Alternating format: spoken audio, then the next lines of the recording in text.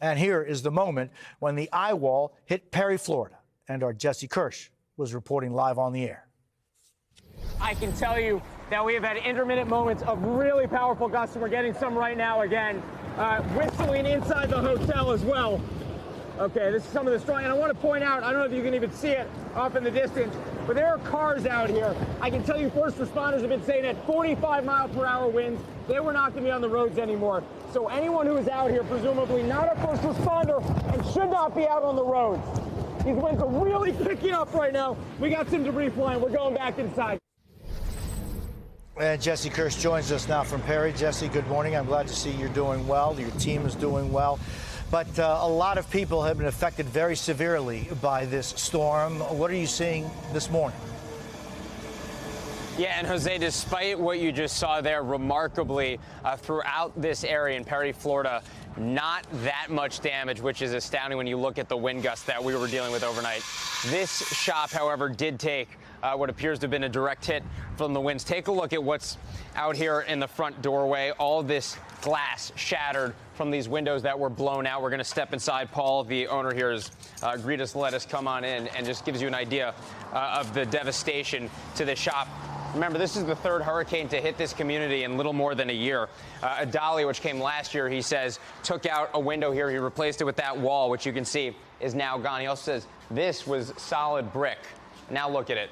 Dana, let's come over here. Take a look at this. You can see some of the insulation on the ground and these bricks just blown out on the siding here, and the interior here now in shambles. He said to us, he's thinking about turning this into a patio because this is now 2 years in a row that something like this has happened here. But again, we'll come back outside, Jose, and just show you, despite what you're seeing here in this shop, and you'll hear it in the background, he's already got repairs underway here. For the most part, downtown Perry is doing okay.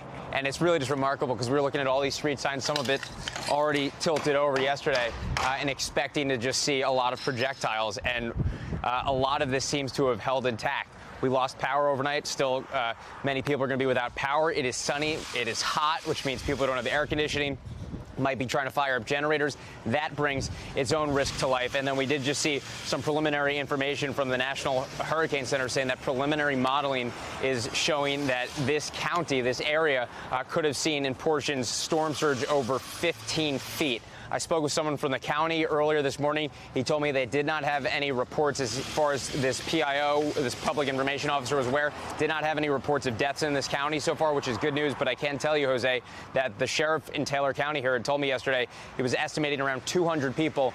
As many as 200 people may have refused evacuation orders along the low-lying coastal areas. And we know that the storm surge is something that you cannot escape once it is on its way. So, hoping that we continue to not hear anything about deaths to be reported, but officials here had asked people to write their name and their date of birth and their information, their personal information on their body in permanent markers so that they could be identified if it came to that, Jose.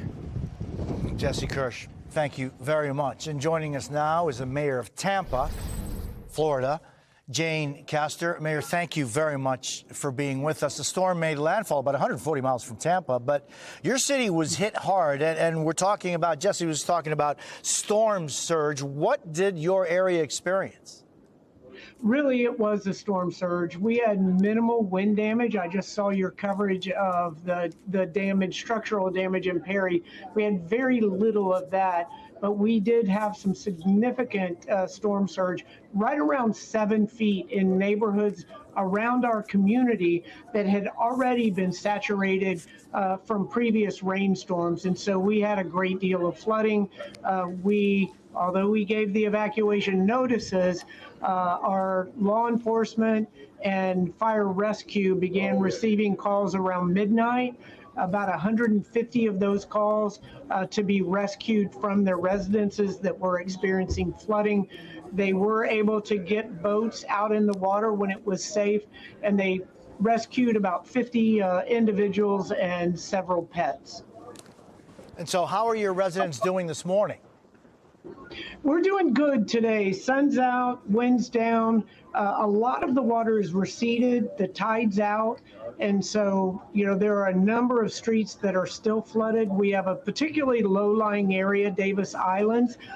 Just about every street in the Davis Islands neighborhood still has standing water on it. And we actually, just about 9 o'clock this morning, we were able to gain access to that island. As you know, we have a number of bridges that connect Hillsborough County with Pinellas County, and so we were just able to open one of those bridges, the Gandy, in a westbound direction, and the rest of the bridges are being investigated and ensuring that they don't have any structural damage by our Florida Department of Transportation. Electric companies doing a great job getting the electricity turned back on. There were some areas they couldn't reach, like Davis Island. They're there now, restoring that electricity. So they've gone from about 120,000 customers out to right around 50,000, and we expect that to drop very quickly. Mayor, for the folks that don't know just how extraordinarily beautiful the Tampa Bay area is and where it's located and how it can very much be affected by issues like the storm surge. Tell us a little bit about that. I mean, it's unique in so many ways. You got Tampa, St. Petersburg, you got the Bay, you've got so much going on there. Right. It is. We like to say we have the good fortune of living in paradise, and that's the majority of the days of the year. But, one of the few downsides is that we do experience these storms, whether they're tropical storms or hurricanes. I try not to say this out loud too often, but it's been over 100 years since we have taken a direct hit. But just to see that Helene was over 100 miles off our coast, and still we had close to 7 feet of storm surge. And we benefited from a low tide at the highest storm surge. So that saved us probably 3 feet of flooding there. So it's we're very fortunate, but we're going to be cleaning up for several days. Yeah, is there any kind of help that you're looking for, help that you need? No, we're good. We're good. Matter of fact, we'll be sending individuals up to the Panhandle to be able to help our friends and neighbors up in that area with whatever issues that they need. We're doing our assessment damages right now. That includes private property. I actually went up in one of our police department helicopters today, so I was able to see from above what areas are still flooded, and the water is receding out of the majority of those areas. So just a lot of cleanup to do. Tampa Mayor Jane Castor, I thank you very much for being with us. I know it's been an extremely long couple of days and one long night. Joining us now is Barbara Tripp, Fire Chief for Tampa Fire Rescue. Chief Tripp, thank you for being with us. I know that you have not slept one bit, but talk to us about these last hours. How have they been for your community? We're just speaking with the mayor there. What are some of the issues that you dealt with? I would say probably the peak time of the surge coming in probably hit Tampa around about 10:30, 11 o'clock. The number of calls that we responded to, some of the individuals are trapped that was in evacuation areas that we had to go and rescue. Some calls we could not respond to because it was so dangerous to my first responders. It's been busy. It's been busy for the last 24 hours. We've had multiple situations that dealt with lithium-ion batteries, whether it was an EV car or whether it was some scooters.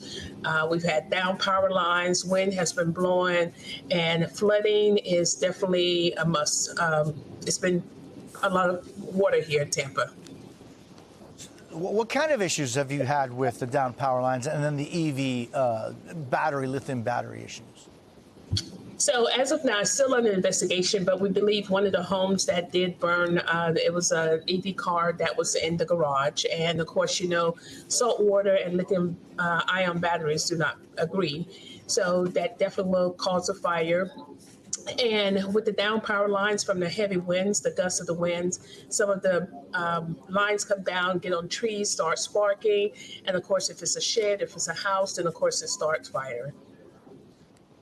Chief, what are some of the things that, and you know, when one lives in an area that is affected by these kinds of issues, as all of us in Florida have to deal with, all of us have to look for, what always kind of brings me such pride are the men and women that work with you and for you, that throughout our state are willing to do anything and everything to help save lives. What motivates people like you and your team?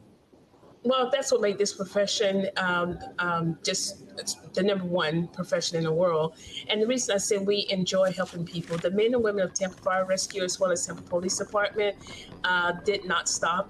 They haven't had no sleep. They're constantly working. Our dispatchers are taking calls in. I mean, we talk about like a call every second. And so it's that dedication, that commitment that they want to do to serve their community as well as the country as well. So my hat goes off to all the Tampa Fire Rescue men and women, as well as our dispatchers and, of course, Tampa Police Department, first responders throughout the state of Florida as well. Yeah, I mean, and these are people who are helping others when they live in these communities. They're also being affected. They have families that are being affected by it, and yet they are out there helping others and serving others. Barbara Tripp, Tampa Fire Chief, I thank you very much for being with us this morning. Very much appreciated.